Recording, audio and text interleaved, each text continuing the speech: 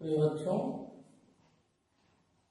आज जो कबीर के साखी का अवशेष भाग था,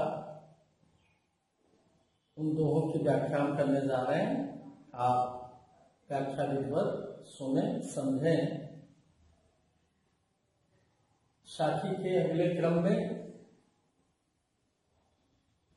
झूठे सुख को सुख कहत, मानत है मनमोद, जगत खिलौना काल का कछ मुख में कछ को। पुस्तक खोल लें अपनी, और या नहीं है तो हमारी ही बातों पर ध्यान दें। फिर से एक बात सुने। झूठे सुख को सुख कहत, मानत है मनमोद, जगत खिलौना काल का कछ मुख में कछ को। प्रस्तुत साखी में ज्ञान मार्ग की शाखा के प्रणेता आचार्य कबीर जी ने संसार की नश्वरता और परमात्मा भाव की शाश्वतता का वर्णन करते हुए कहा है कि ये इंसान, ये व्यक्ति झूठे सुख को सुख कहा। सुख या आनंद दो प्रकार का होता है बच्चों। एक वो आनंद जो भौतिकता से प्राप्त होता है।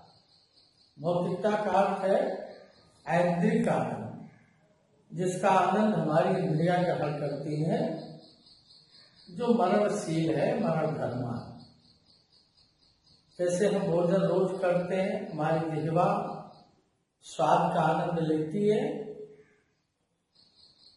फिर लेते हैं, बार बार भोजन करते हैं, ये हमको अस्थायी आनंद नहीं दे पाती, क्योंकि भौतिक पदार्थ है ये, और भौतिक पदार्थ नश्वर होते हैं। तो नश्वर पदार्थ कभी अस्थायी आनंद दे ही नहीं सकते।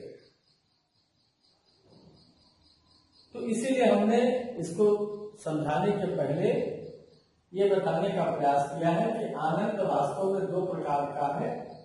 एक वह आनंद जो संसार से प्राप्त होता है, जो नश्वर है, मरण धर्म है, जिसको बार बार करने के बाद भी प्यास शांत नहीं होती, बार बार किया जाता है। मृत्यु पर्यंत तक हम इंद्रियोंगत आनंद को प्राप्त करते हैं और कभी मन संतुष्ट नहीं होता। और दूसरा आत्मिक आनंद होता है, जो पारलौकिक है। इस भक्ति से जो प्राप्त आनंद है, अपने परमात्मा, अपने इष्ट देव के भक्ति का जो आनंद होता है, वह कालजयी है, वह जीवात्मा के साथ होता है, वो कभी मरता नहीं है। जैसे भक्ति का आनंद, ब्रह्म के दर्शन का आनंद, जो आत्मा ग्रहण करती है। इसी अर्थ में कबीर ने संसार से प्राप्त होने वाले सुखों को झूठा सुख कहा, क्योंकि ये मर जाता है, ये कभी भी संतुष्टि तक नहीं पहुंचाता है व्यक्ति को। अब आप विषय को समझें। प्रस्तुत साखी में आत्मिक आनंद और ब्रह्म वर्चस्व के प्रदाता कबीर जी कहते हैं कि ये संसार पूर्ण रूपेण अज्ञानी है। झूठे सुख को, वह सुख जो हमारा इंद्रियगत है, उस सुख को सुख कहता है, और उसी को सोच करके मन में बड़ी प्रसन्नता की अनुभूति करता है। झूठे सुख को सुख कहत, मानत है मनमोद। मोद माने प्रसन्नता, मन माने इंद्रियों के स्वामी मन में, यानी झूठे सुख को प्राप्त करके सुंदर भोजन, सुंदर महल, अधिकार, सुंदर स्त्री पुरुष, पुत्र पुत्राद को पा करके ये अपने को अत्याधिक प्रसन्नता की अनुभूति करता है। जबकि सत्य ये है कि जगत खिलौना काल का कछ मुख में कछ को। ये संसार उस मृत्यु का, महाकाल का एक प्रांगण है, क्रीड़ा क्षेत्र है, जो कुछ को तो अपने मुख में, यानी कुछ लोगों की तो मृत्यु हो गई है और कुछ मृत्यु के सन्निकट है, उनको अपने गोद में यानी अपने आगोश में लिया है, जो मरने के करीब है, यानी सबको मरना है। कुछ मुख में है, कुछ की मृत्यु हो गई है और कुछ मृत्यु की प्रतीक्षा में है। एक मिनट के बाद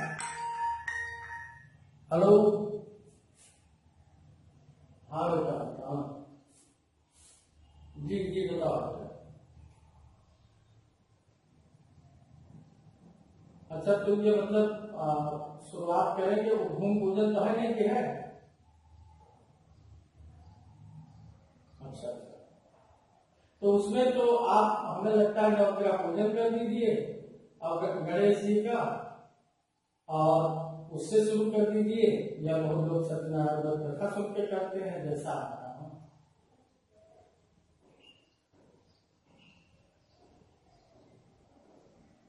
हाँ तो वो नवग्रह पूजन करा दीजिए, नवग्रहों की शांति के लिए, हाँ, और वही सूक्ष्म रूप में हो जाए। बस एक मिनट, हम असल में यहाँ वीडियो में नहीं पढ़ा है, 20 मिनट बाद अगले बता, ठीक? हाँ, थोड़ा सा डिस्टर्बेंस हुआ बच्चों, देखा मैं विषय पढ़ाऊं तो जगत चबेना काल का, चबेना माने होता है भोजन, तो ये संसार महाकाल का चबेना है, भोजन है, जिसको वो उनके कर्मों के परिणाम स्वरूप मृत्यु देता रहता है। यानी कुछ तो मृत्यु के आगोश में चले गए और कुछ मृत्यु के सन्निकट है। तो जब ये सत्य हम जानते हैं तो फिर हम इस सांसारिक सुख को ही सबसे बड़ा सुख क्यों मान करके अपने को परमात्मा भाव से अलग रख करके संसार में लिप्त क्यों करते हैं?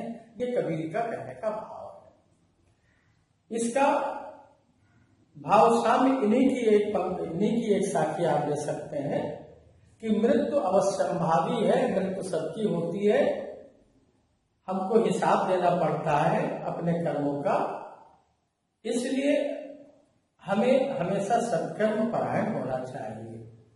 जैसे माली आवत देख के कलियां करें विचार, फूली फूली चुन रही काज हमारी बात। जैसे बगीचा है, बगीचे में पुष्प वल्लरियां हैं, पुष्प को माली आकर के तोड़ता है, और जो भी कली रूप में है, प्रस्फुटित नहीं हुई है पूर्ण रूप में, वो देख करके जान जाती है कि जो हमारी अग्रजा थी, हमसे बड़ी थी, वो आज चुन ली गई, कल हमको भी चुना जाएगा। इसी प्रकार हम मानवों को ये ध्यान रखना चाहिए कि हमसे जो वरिष्ठ थे, पहले आए थे, उनके कर्मों का हिसाब पूरा हो गया और वो मृत्यु के आगोश में चले गए, महाकाल के गाल में। अब कल हमको जाना है, इसलिए जितना भी कर्म हो उतना कर्म परार्थ भाव का, सात्विक भाव का और परमात्मा इस भाव से युक्त करो। बड़ा सीधा सार रूप में समझ ले कि झूठे सुख को सुख कहे, संसार की नश्वरता, संसार से उत्पन्न आनंद को नश्वर बताते हुए, मूल्यहीन बताते हुए कबीर कहते हैं कि ये संसार अज्ञानता के मोहपास में पड़कर ऐन्द्रिक आनंद को, यानी जो इंद्रियों के द्वारा प्राप्त भौतिकता का आनंद है, उसको सबसे बड़ा आनंद मान करके मन में प्रसन्नता की अनुभूति करता है। जबकि ये संपूर्ण संसार उस महाकाल का ग्रास है, भोजन है। आज कुछ लोगों को उनके कर्म के अनुसार मृत्यु मिली है और जो शेष हैं उनकी मृत्यु आने वाली है। अस्तु हमें इस संसार की नश्वरता का भान करके हमेशा अपने को संसार से विरत करके परमात्मा की तरफ उन्मुख रखना चाहिए। यह कबीरा कहा गर्भियों ऊंचे देखी आवास, काल पले भर लोटा ऊपर जामे घास। प्रस्तुत साखी में कबीर दास जी भौतिकता से प्राप्त आनंद और भौतिक जगत के ऐश्वर्य पर दर्प न करने की सलाह देते। एक लाइन प्रस्तुत साखी में महात्मा कबीर जी भौतिकता से प्राप्त आनंद और भौतिक ऐश्वर्य पर दर्प न करने की सलाह देते हुए कहते हैं कि कबीरा कहा गर्भियो। कबीर जी कहते हैं कि हे बंदे, हे मानव, हे अज्ञानी मानव, तू इस भौतिक संपन्नता पर आखिर दर्प क्यों करता है?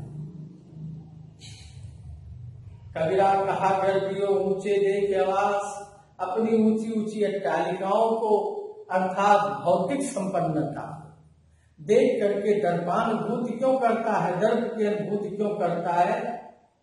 क्योंकि कल जब मृत्यु तुम्हारी आएगी तो तुम्हें ऊंचाई से नहीं, इसी पृथ्वी पर जमीन में तू दफनाया जाएगा या तेरा पंचतत्व विलीन किया जाएगा अग्नि के माध्यम से, और तेरे ऊपर फिर घासें जमाएंगी। यानी तुम्हारा जो अंतिम स्थल है वह यही पृथ्वी है, निम्नता है, उच्चता नहीं है, ऊंचे आकाश में तू कहीं नहीं जाएगा।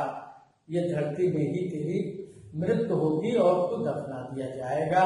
फिर तुम्हारे ऊपर धूल और घासें उगाएंगी, धूल रहेगी, घासें उगाएंगी। काल परे भय लोटड़ा, कल इसी पृथ्वी में लौटेगा, यानी दफन होगा और तेरे ऊपर घास जम जाएगी। फिर तुझे इन ऊंची ऊंची अट्टालिकाओं का, बहुत बड़े धन, वैभव, यश और प्रभुसत्ता का दर्प क्यों करना चाहिए? अर्थात नहीं, ये पूर्ण रूपेण नश्वर है।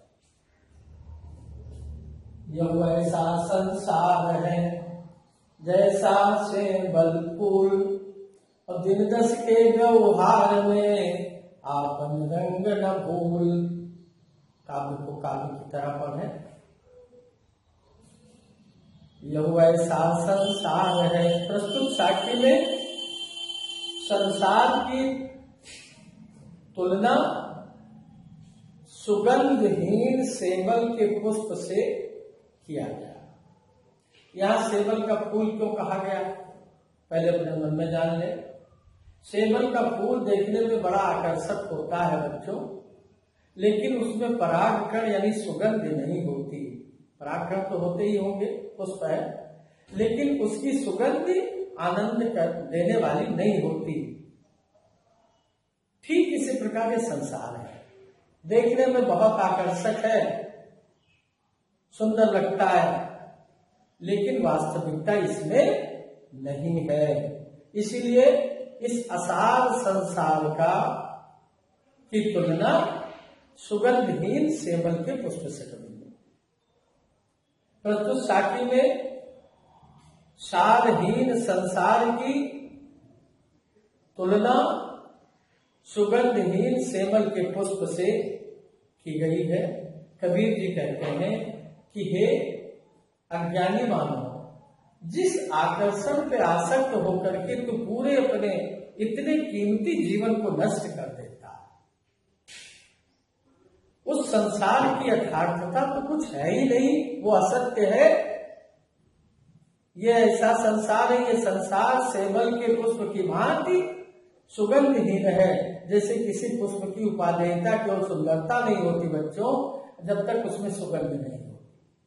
ठीक इसी प्रकार किसी भी काया की, किसी भी भौतिकता की महत्ता जब तक उसमें सत्यता नहीं होती, तब अस्थायित्व नहीं होता, तो उसकी उपयोगिता, उपादेयता उतनी नहीं। तो कबीर कहते हैं कि ये संसार सेवल के पुष्प की भांति सुगंधहीन है, ये संसार सारहीन है।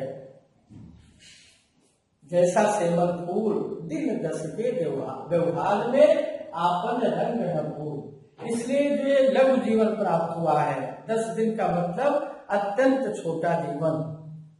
इसलिए हे इंसान, मात्र इस छोटे से मानवीय जीवन में तू अपने रंग में भूल करके, परमात्मा का विस्मरण करके, अपने को ही कर्ता मान करके भूल न जा, बल्कि दर्प में दर्पानुभूति करते हुए अपने जीवन में अनर्थ न ला, बल्कि तू इस जीवन की सच्चाई को समझ कि इसकी अंतिम परिणति मृत्यु है और जीवन का उद्देश्य मोक्ष प्राप्त करना है, तो हम अगर भोग वृत्ति में रत रह करके इस जीवन को नष्ट कर देंगे तो हमारा जीवन जन्म लेना बेकार हो जाएगा। इसलिए इस अल्प जीवन में तो अपने रंग में भूलकर परमात्मा के प्रति विमुखता का भाव न व्यक्त कर। यही अवसर चेता नहीं पशु ज्यों पाली देह। बहुत सुंदर पंक्तियां हैं। इसको पढ़ने के पहले हम थोड़ा सा समाज को समझ लें। इस शरीर का भोजन भौतिक पदार्थ,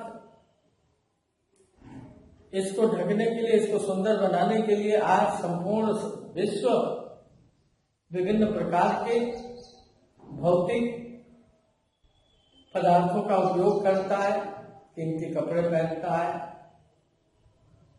बहुत सजा कर रखता है। ये लिखना नहीं इसमें, इस भावभूमि पर पहले आवे। विभिन्न प्रकार का यत्न करके इस शरीर को सुंदर बनाने का प्रयास करता है, और जो इसका मूल है आत्मा, और उसका जो आभूषण है सत्य, प्रेम, दया, त्याग, ये आत्मा का वस्त्र है, आत्मा का भोजन है, प्रार्थना। इस पर कोई ध्यान ही नहीं देता। कल्याण उसी से होना है। शरीर एक माध्यम है, आवश्यकता इसके लिए। विद्वानों ने कहा दिए बच्चों, शरीर माध्यम खल धर्म साधनम। शरीर ही सारे धर्मों के साधन का मूल आधार है। इतनी बात तो सत्य है। लेकिन बाह्य गात के सौंदर्य वर्धन के लिए हम अहर्निश प्रयासरत रहें और आत्मिक सौंदर्य पर ध्यान ही न दें, तो फिर हमारा उद्देश्य हमको कैसे प्राप्त होगा। अब आइए विषय पर, आप समझ गए होंगे। कबीर जी संपूर्ण समाज के इस निम्न सोच पर व्यंग करते हुए कहते हैं कि यही अवसर चेत्या नहीं पशु ज्यों पाली देह। परमात्मा की असीम कृपा के बाद तुम्हें ये सर्वोत्कृष्ट मानव योनि प्राप्त हुई है। तो असरफुल मखलूकात है। ये शब्द आपके लिए कठिन होगा। असरफुल मखलूकात माने होता है जितनी भी योनियां हैं जन्म की, उनमें सबसे श्रेष्ठ मानो। तो कबीर साहब कहते हैं कि हे मानो, तुमको परमात्मा ने सबसे सुंदर मानव की काया, सुंदर मानस से युक्त मानव की काया दी है, और उसमें तू ज्ञान प्राप्त करके सत्य और असत्य को समझ करके व्यवहार करने के लिए कार्य नहीं करता। जो सत्य है उसके प्रति उन्मुख नहीं होता, बल्कि पशुओं की तरह अपने देह को, शरीर को पाल करके मोटा तगड़ा और केवल भूख आधारित जीवन को जीता है। पशु की उपमा इसलिए दी गई बच्चों कि पशु, एक बहुत अच्छी बात इसी के साथ आपको बता दें, आप आगे की कक्षा में बड़े होंगे तो पढ़ाया जाएगा। देखिए हमारे और पशु में अंतर होता है। देखो बच्चों, ये कुछ इस आकार का पशु होता है, इस आकार का होता होगा। ये मान लीजिए पशु है इस आकार का, तो यहां इसका मानस है। मानस बहुत अच्छी बात है, ध्यान से सुने आप। ये मानस है, यहां छोटा सा हृदय है,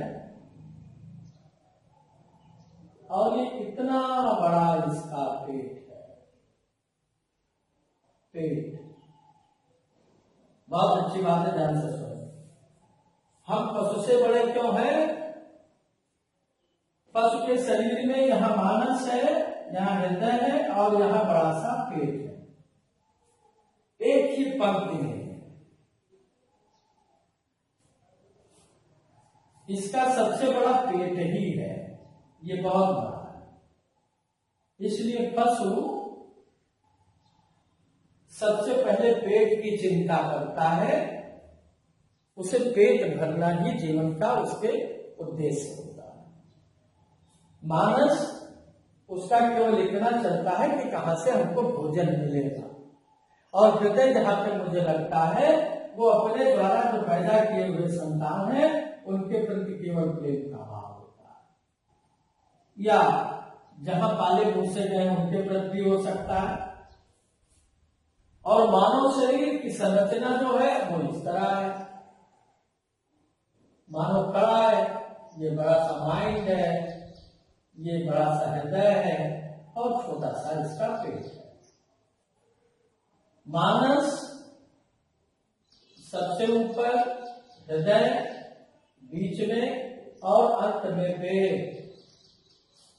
इसलिए मानव का धर्म है बच्चों कि सबसे पहले वो ज्ञान प्राप्त करके उचित अनुचित का वो संज्ञान में ले मानस से, फिर हृदय का प्रेम पूर्ण मलहम उस पर लगावे, और फिर अंत में शरीर धारण करने के लिए केवल पेट की चिंता करे। यानी सबसे पहले मानस, फिर हृदय, फिर पेट, क्योंकि हम सीधे तल पर खड़े हुए हैं, हमने विकास किया है,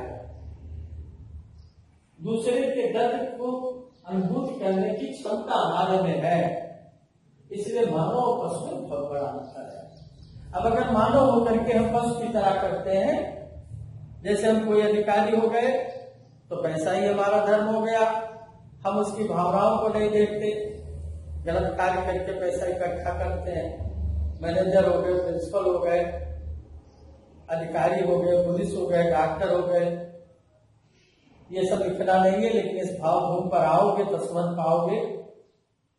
मरीज के प्राण निकलने वाले हैं, एक डॉक्टर जो प्रतिज्ञा करके आता है बच्चों कि सेवा हमारा धर्म है, वो कहता है कि इतने लाख रुपए जमा करो पहले, तब इसको हम देखेंगे।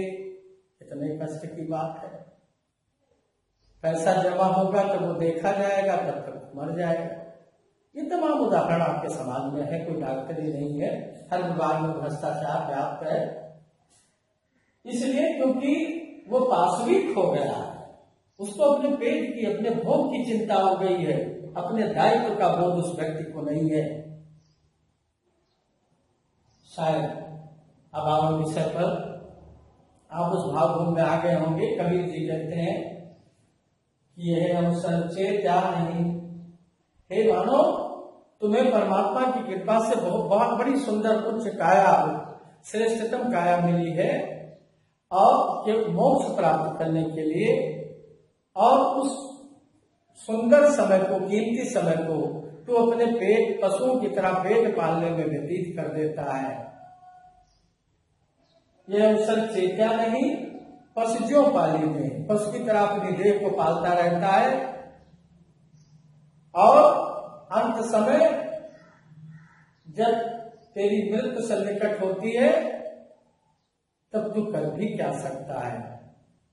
अंत समय में तू क्रियाहीन हो जाएगा और तेरे पास समय नहीं बचेगा, तो फिर तू क्या कर सकता है। इस दोहे को देख लें।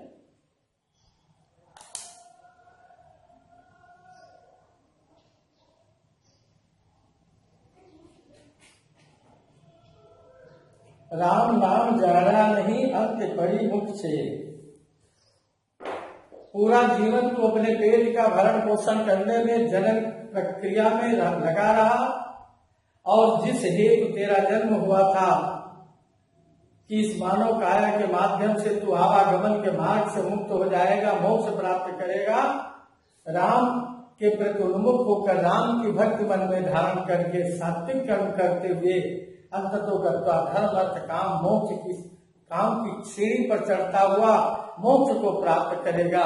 बात तुमने नहीं किया, उस अवसर को खो दिया, केवल बस की तरह अपने देह का पालन किया, तो भला इतने कीमती जीवन को व्यर्थ में गंवाने से बढ़कर मूर्खतापूर्ण और कार्य कौन सा होगा। ये धन कांचा कुंभ है, लिया फिर था साथ, और गब का राजा फूट गया, कछू ना आया हाथ। ये धन कांचा कुंभ है बच्चों, प्रस्तुत साखी में कबीर दास जी इस शरीर की नश्वरता एक कच्चे मिट्टी के घड़े से करते हुए संपूर्ण मानस को चैतन्यता प्रदान करते हैं। कबीर कहते हैं कि हे इंसान, हे मानव, ये तन कांचा कर्म है। जैसे मिट्टी का एक कच्चा घड़ा अत्यंत कोमल होता है, रंच मात्र के झटके से वो गिरकर टूट जाता है, इसी प्रकार ये मानव की हाड़ मांस की बनी हुई काया है, अत्यंत नाजुक है, जो कराल काल के हल्के से थपेड़े से नष्ट हो जाती है। चेतन कांचा कुंभ है, लिया फिर है था साफ। ये तेरा शरीर मिट्टी के कच्चे घड़े की भांति अत्यंत कोमल और नष्ट हो जाने वाला पदार्थ है, जो तू साथ लेकर के बड़े घमंड के साथ चलता है कि मैं हूं। डबका ला गया, फूट गया, महाकाल का एक हल्का सा थपेड़ा लगने से मृत्यु आ जाती है। यानी जैसे मिट्टी का घड़ा हल्के से चोट से टूट जाता है, उसी प्रकार तेरी ये काया नष्ट हो जाती है, मृत्यु अपने आगोश में ले लेती है, फिर तुम्हें कुछ हाथ में लगता नहीं है, यानी तू पश्चाताप करते हुए मृत्यु को प्राप्त हो जाता है। अस्त इस शरीर पे घमंड न करके जब तक ये सुंदर काया है, तब तक आप अपने उद्देश्य की प्राप्ति के लिए प्रयासरत होकर के कार्य करते रहना चाहिए। कबीर कहा घर लियो, इसको भी देख लें दोहा पुस्तक से।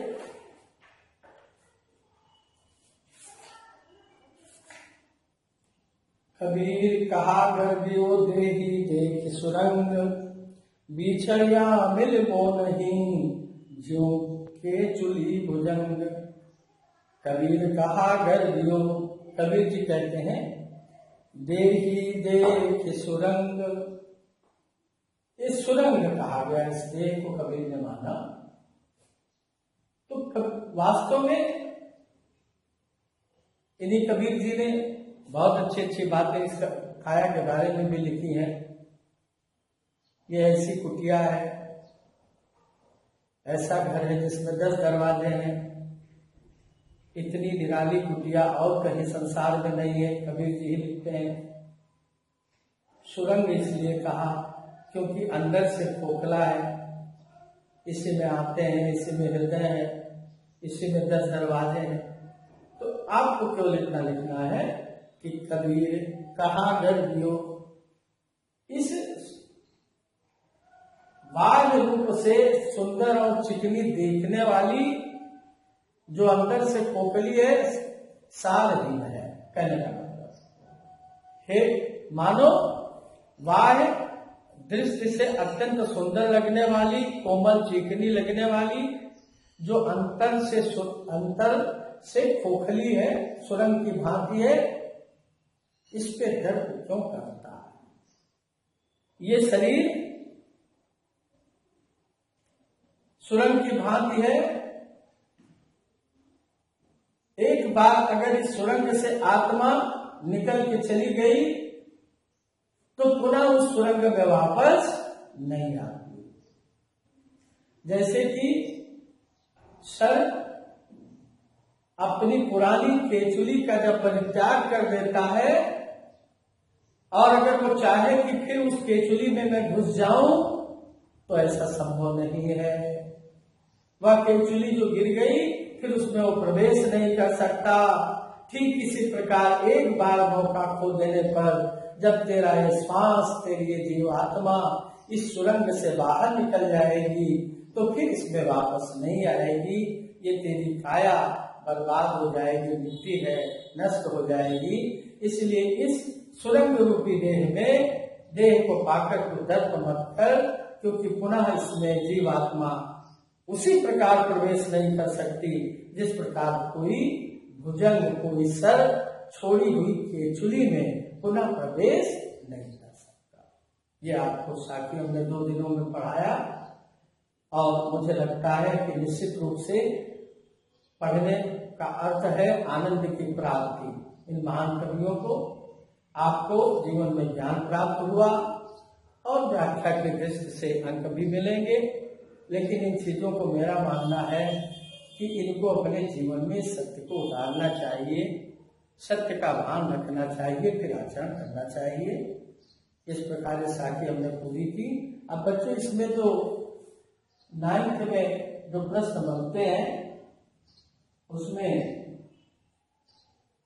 ये जो आपकी साखी है इनमें संदर्भ प्रसंग से व्याख्या पूछ ली जाती है। उस पे कुछ पंक्तियां ऐसी हैं जैसे कि उन पंक्तियों का भाव स्पष्ट करना पूछ लिया जाता है। इसी और कवि पर आधारित प्रश्न होते हैं। तो हमने आप सभी के लिए इतिहास के प्रश्न दे दिए थे, काफी प्रश्न दिया था। अब कवियों पर आधारित प्रश्न भी बनाया जाएगा, आपको दिया जाएगा, लेकिन इनकी व्याख्या जब आपको पूर्ण रूप में आ जाती है तो फिर 75% आप पढ़ाई उस पाठ की हो जाए। अब पुनः दूसरे दिन दूसरा चैप्टर कुछ गद्य कर लिया जाएगा, आप इसे पढ़ें। और उसमें जो महत्वपूर्ण पैसेज है और महत्वपूर्ण पैरा है, जैसे आप उसमें ये वैसा संसार है जैसा सेवन पूर्व कल पढ़ाया था तो भी मैंने दिया था उसमें कि इतने की व्याख्या आप करेंगे। और ये कांचा कुंभ है, कबीर कहा गरीबी, ये 3 साखियों का आप संदर्भ प्रसंग सहित सुंदर व्याख्या लिखेंगे। पहले रफ में लिखेंगे, इसके बाद उसको फिर कापी में उतारेंगे। उसमें प्रक्रिया है, क्योंकि मैं पहले ये पढ़ा रहा हूँ व्याख्या भाग, तो कोई दिक्कत नहीं है। कापी में आप डालेंगे कबीरदास और इसके बाद आप व्याख्या भाग लिख लेंगे। व्याख्या भाग हेडिंग डाल करके आप जो बांध लिख करके व्याख्या लिखेंगे। और इसके बाद जीवन परिचय और साहित्य परिचय आप बाद में कबीर का चित्र बना करके और कापी में लिख सकते। धन्यवाद। आज की पढ़ाई